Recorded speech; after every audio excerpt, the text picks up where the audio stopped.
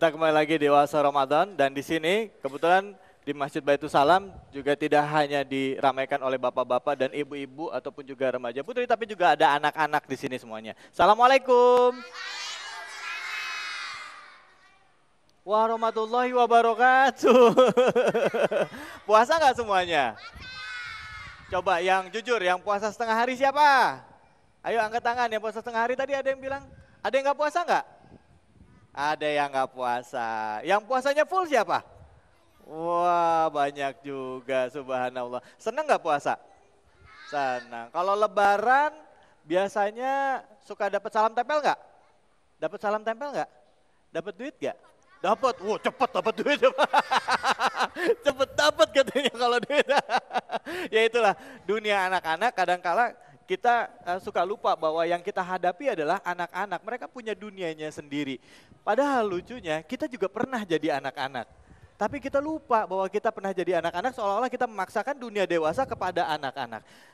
Ustadz Abu Sangkan, tadi Ustadz sempat memberikan kepada kita kalau sama anak itu juga harus pakai getaran kasih sayang. Kira-kira Ustadz, di dalam Islam sendiri selain tadi Rasul sudah mencontohkan kepada kita melalui sikap beliau kepada cucu-cucunya pada saat sholat, ada lagi nggak kisah-kisah lain yang bisa menginspirasi Ustaz?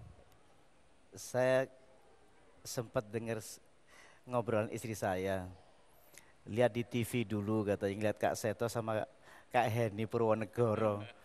Rasanya kok punya mama kayak gitu seneng katanya. Mungkin karena senyumnya itu ya pengaruhnya luar biasa. Artinya itu kejujuran refleks manusia terhadap orang tersenyum itu lego hatinya. Ya. Betul nggak ya? Betul. Kalau Pak Abu senyum seneng nggak itu? Jadi rasa itu refleksnya akan bisa ditangkap oleh anak-anak oleh sesuatu yang nyaman. Lingkungan ini bisa nyaman jika orangnya ramah-ramah. Saya katakan bahwa dari sisi spiritual itu sangat kuat pengaruhnya dan akan mencerdaskan terhadap otak. Rasa itu punya getaran. Makanya rasa cinta itu menggetarkan hati, itu akan dikirimkan oleh neurotransmitter ke otak dan berosilasi. Otak itu akan bergetar, elektrik di otak bergetar, maka merinding. Orang yang seneng banget itu merinding, makanya orang yang seneng biasanya lebih cerdas daripada nggak seneng. Betul kan? Orang yang sering dimarahi pasti orangnya otaknya kaku, ngunci. Ini orang wajah yang suka dimarahi terus. Ya betul nggak? Jadi makanya wajahnya jadi kaku, wajahnya jadi nggak enak dan seterusnya. Otak saya ini masih terngiang-ngiang, masih zaman dulu terus ke Kak Seto sama Kak Heni Purwonegoro. Jadi otak saya kacau nih Mas. Tapi menarik, artinya terkesimakan waktu kecil, nggak hilang yang namanya Kak Seto. Kok nggak Kak yang lain gitu loh maksud saya itu. Apakah ini memang sudah dipelajari sebelumnya, apa memang udah karakternya begini gitu loh. Pada dasarnya semua bisa dipelajari, ya. Semua perilaku itu diperoleh melalui proses belajar. Maka kalau sekedar tahu, saya dulu waktu kecil gagap, ya. Saya pernah kidal dipaksa tangan kanan, akhirnya bisa tapi gagap.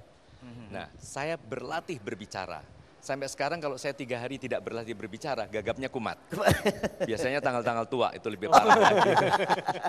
Tapi dilatih. Senyum juga begitu Ibu. Bapak-bapak juga mohon dilatih senyumnya Pak. Di depan kaca, saya juga berlatih kalau senyum gini miring, kalau senyum gini seperti Dracula misalnya gitu. Jadi senyum itu dilatih sehingga anak merasa mendapatkan suatu kekuatan persahabatan.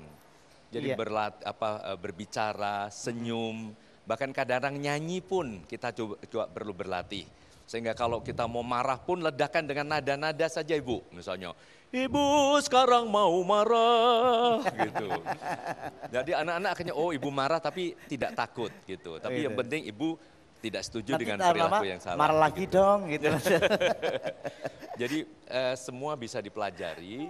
Saya pun juga dari proses belajar tadi. Karena menghadapi anak saya juga belajar. Saya belajar pengagum Rasulullah bahwa beliau adalah tokoh teladan di dalam menghadapi anak dengan kekuatan cinta tadi. Akhirnya apapun saya bayangkan Ya, saya dadanya tidak bidang, saya bidang-bidangkan. Di bidang-bidangkan. Kemudian ya latihan push up, latihan barbel, kemudian Stamina itu tetap senyum. dijaga gitu. Iya. Karena menghadapi anak memang anak butuh idola.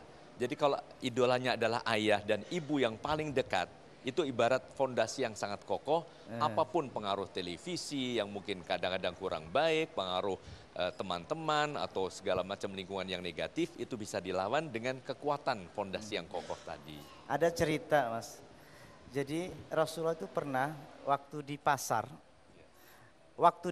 itu, yuk kita cerita kita semua ya. Jadi ada satu akhlak Rasulullah yang mesti kita pelajari, yang tidak pernah kita dengarkan selama ini.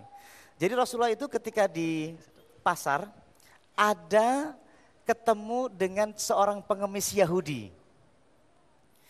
Pengemis Yahudi itu didoktrin oleh orang-orang kafir Quraisy. Jadi orang yang ngasih ke Pak Yahudi itu ngasihnya begini, ngasih uangnya nih, plak, dilemparin.